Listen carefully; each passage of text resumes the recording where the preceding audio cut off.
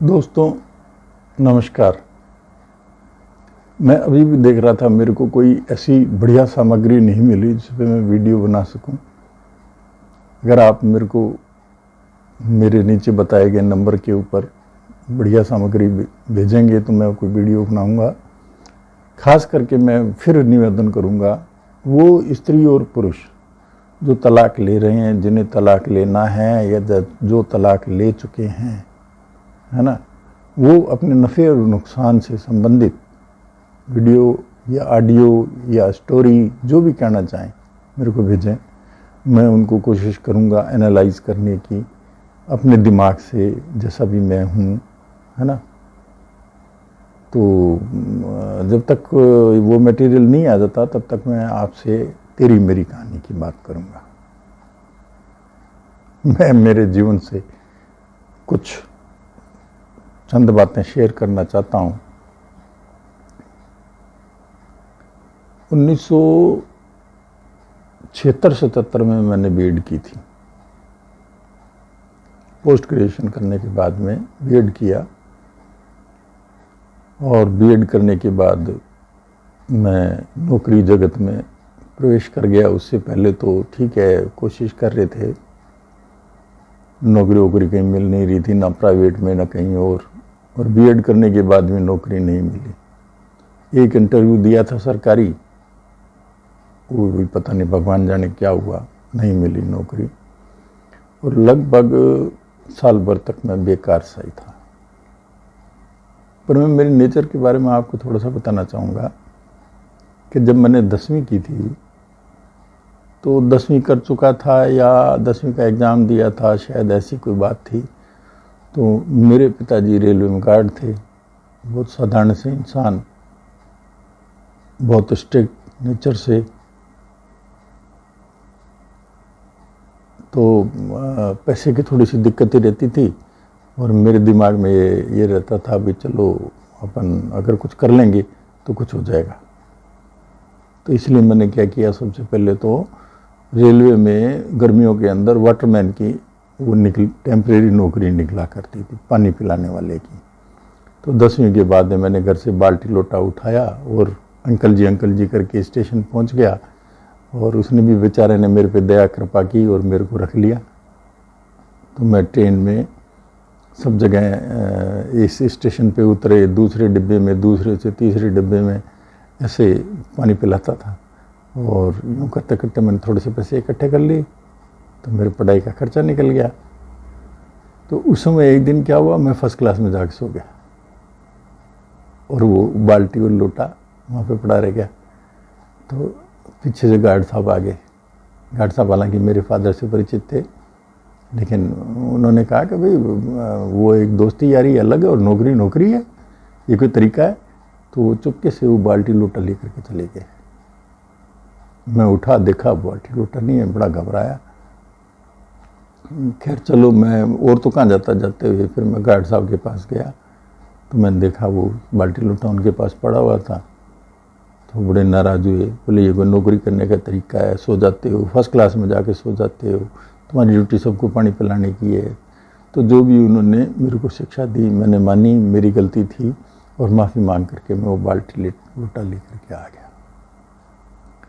तो वो पानी पिलाने वाले का काम किया। उसके अगले साल में हमारे सामने एक राधेश्याम जी गुप्ता करके, आज तो भगवान उनकी आत्मा को शांति दे, उनके साथ में बहुत बुरा हुआ था। PWI बोलते थे, पब्लिक वर्क्स इंस्पेक्टर। तो वो गैंगमैन भर्ती किया करते थे, उस ज़माने में उनको पावर हुआ करती थी। तो हमारे सामने ही रहते थे। तो मैंने अंकल जी करके अगले साल उनके पीछे पड़ गया कि अंकल जी मेरे को लगा लो गैंगमैन में। गैंगमैनी के अंदर चले गए। पास में माणकसर रेलवे स्टेशन पड़ता था, वहाँ पे चले गए। वहाँ पे जो पुराने जो गैंगमैन थे घाघ, वो बोले आज बाबूजी के लड़के को रगड़ते हैं। तो उन्होंने ट्रॉली चलाने में पीछे मेरे को ले लिया। अब उनको तो अभ्यास था, वो क्या करते थे, ट्रॉली चलाते हुए लाइन के ऊपर दौड़ते थे और ट्रॉली दौड़ती जाती थी और जैसे जब ट्रॉली अपना रास्ता पकड़ लेती थी तो उस पर कूद के बैठ जाते थे। अब मैं छोटा, ना मेरे को कूदना आवे ना कुछ और आवे, और राधेश्याम जी तक ये बात में ना मैं पहुँचाऊँ, डरते हुए अंकल जी बुरा मान जाएंगे और वो लोग मेरी हंसी उड़ावे। हालांकि खैर बेचारे हेल्प भी करते थे, मेरे को ऐसी बात नहीं है। तो इस तरीके से करके 11वीं 12वीं में मैंने वो कर लिया, उसमें पैसे कमा लिए थोड़े से। फिर उसके बाद मैंने बीएससी कर ली। बीएससी करने के बाद में एक हमारे सामने सज्जन रहते थे, उनके कोई रिश्तेदार थे, वो LIC में काम करते थे। तो LIC में 89 डेज़ पे रखते थे, उस समय टेम्परेरी सिस्टम था। तो मैंने उनसे प्रार्थना की कि मैं ग्रेजुएशन का एग्ज़ाम दे चुका हूँ और आप मेरे को थोड़े दिन के लिए रख लें। तो उन्होंने मेरे को रख लिया काम पे और मैंने 89 डेज़ वहाँ वर्क किया, ठीक है ना। वहाँ भी जो है ना लोकल राजनीति की वजह से और वजह से जो है ना कुछ डांट वांट तो मेरे को खानी पड़ी है, लेकिन मैं काम करने में तो मेरी कोई कमी थी नहीं। काम तो मैं बराबर करता था, जो भी काम देते थे उसमें कोई दिक्कत वाली बात नहीं है। काम करने के लिए तो आए थे, पैसा उसी बात का तो मिलता था, वो किया। फिर बीएड करने के बाद भी दोस्तों मेरे को 1 घंटा डेली पढ़ाने का मंथली 20 रुपया मिलता था, सिर्फ 20 रुपया। ये बात है 1977-78 की। तो 20-20 रुपये के हिसाब से मैं 2-3 जगह कोचिंग के लिए कोचिंग इंस्टीट्यूट में जाता था और जूलॉजी, बॉटनी, बायोलॉजी पढ़ाता था। तो उसी दरमियान इतना दिमाग ख़राब था मेरा कि एक दफ़ा तो मतलब इंजन वो जो मैं अपने घर जाता था ना, तो घर के रास्ते में रेलवे ट्रैक पड़ता था, लोको शेड था। तो रेलवे ट्रैक पड़ता था, मेरे को पता नहीं चला और मैं साइकिल चलाता हुआ निकल गया वहाँ से और पीछे पीछे विसल देता हुआ इंजन आ गया। दोस्तों वो मेरे गुजरते ही वो इंजन ट्रैक पर से गुजर गया। तो आप ये देखो कि कितने बड़े उस यूँ को मौत के मुंह से मैं निकला, मैं आज कल्पना नहीं कर सकता। भगवान ने उसमें मेरे को बहुत बचाया। मेरे को तो होश ही नहीं था बिल्कुल, मैं दिमाग में एक ही गुत्थी थी, नौकरी नहीं लग रही, नौकरी नहीं लग रही, नौकरी नहीं लग रही। स्ट्रेस में, दबाव में पागल हो रहा था बिल्कुल। और मैं वहाँ चला, मतलब वो ट्रेन के नीचे आते आते बच गया। उस समय मैंने भगवान को धन्यवाद नहीं दिया।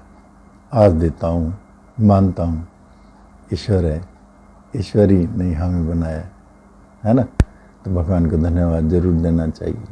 खैर चलो, मैं जो बात कर रहा था जीवन यात्रा की, तो फिर क्या हुआ कि बीएससी करने ये अपने जब मेरे को नौकरी नहीं मिली तो लूणकरण सर ब्रांच जो थी SBVJ की, state bank of Bikaner Jaipur, तो उस समय बैंकों में ये सिस्टम चलता था कि जब काम ओवरलोड हो जाता था, वो लोग नहीं कर पाते थे, तो वो क्या करते थे कि प्राइवेट आदमी को रख लेते थे 90 डेज़ के ऊपर। 89 डेज़ ही को वो 89 डेज़ से ज़्यादा 90 डेज़ मानते ही उस समय ऐसा कोई कानून होगा तो उसको परमानेंट करना पड़ता था। तो वहाँ बैंक में मैंने काम किया। तो हर सोमवार को जाता था, वहाँ पे एक रेलवे के बाबूजी थे, बड़े बाबूजी, उनके कमरा दिया हुआ था मेरे को, उस कमरे में रहता था और अपना खाना इधर उधर ढाबे पे इधर उधर खा लेता था और वहाँ काम करता था। तो इस तरह करके मैंने 3 महीने तक वहाँ काम किया। 2 महीने की जो सैलरी थी वो तो माँ बाप को दे दी, 1 महीने की यानी 20-22 दिन की जो भी सैलरी थी वो लेकर के मैं जयपुर भाग गया। मेरे को मेरे मम्मी पापा से, मतलब मम्मी से तो क्या, पापा से बहुत डर लगता था, मैं उनको नहीं बता सकता था मैं जयपुर जा रहा हूँ तैयारी के लिए। तो डर के मारे मैं उनको बता नहीं सका। हालांकि मैं वहाँ बीकानेर गया रिजर्वेशन कराने के लिए, बीकानेर रिजर्वेशन कराया। मेरे फादर वो कोलैत वाली ट्रेन लेकर के आ रहे थे जिसमें मैं सवार होकर के उनके साथ बैठ करके आया, लेकिन मेरी इतनी हिम्मत नहीं हुई कि उनके चरण छू करके मैं उनको ये कह सकूं कि मैं जयपुर जा रहा हूं। शाम को जब वो ट्रेन से आए तो उससे पहले मैं जयपुर जा चुका था। मदर को कह करके भाग गया। फादर ने पीछे से कहा मेरे पास पैसे नहीं, मैं नहीं भेजूंगा। तो मैंने दोस्तों की मदद से वहाँ पे तैयारी की। तैयारी करने के बाद में भगवान ने मेरी सहायता की पूरी। पहले मेरे को टीचिंग का जॉब मिल गया वहाँ पे और फिर मेरे को RTS में सिलेक्शन हो गया और मैं इंस्पेक्टर CTI की पोस्ट पे नौकरी मिल गई मेरे को। और उसके बाद में रिटायरमेंट के टाइम तक मैं असिस्टेंट कमिश्नर बन गया।